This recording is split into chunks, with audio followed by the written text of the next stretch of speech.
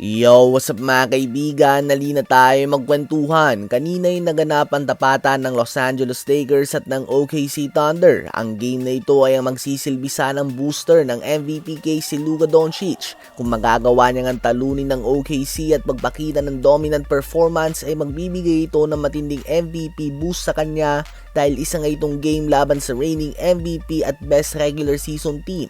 Ganun pa man sa kasamaang palad nga para kay Luka Doncic at sa Los Angeles Lakers, umpisa pa lang nga ng game na ito ay tapos na kaagad mga kaibigan.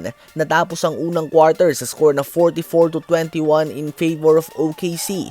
1 of 6 lang din si Luka sa field with multiple turnovers. Talagang tinatambakan nga ng OKC ang Lakers simula hanggang sa wakas. Natapos ang first half sa score na 82-51, 31-point lead para sa reigning champions. Umabot pa nga sa 35 points ang biggest lead nila mga kaibigan.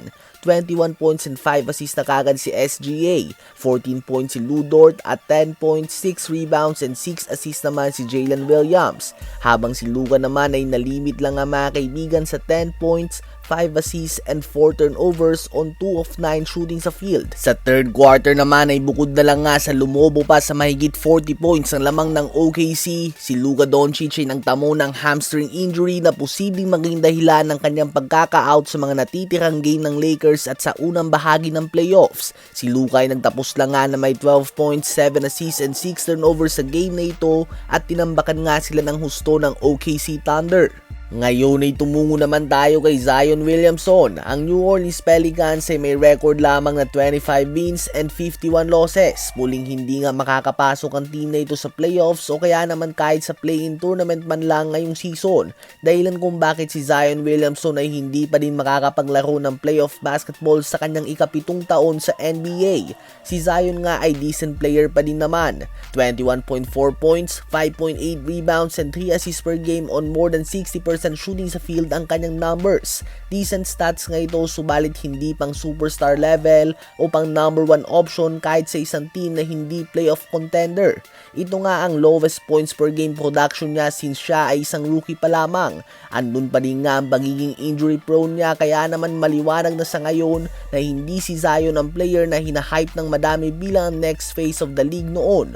Decent player pa rin nga subalit hindi nga siya franchise caliber player. Kung talent lang ang pag-uusapan ay posible. Subalit bukod nga sa hindi siya nag-i-improve ay madalas hindi din siya available. Sa isang interview ay sinabi nga ni Zion na New Orleans ang kanyang tahanan at gusto niyang manatili dito. Subalit naiintindihan naman umano niya ang takbo ng negosyo ng NBA kaya naman handa siya kung sakali man na malilipat siya ng team. Sa ngayon ay may kakayahan pa rin nga na maging solid starter si Zion sa isang playoff team.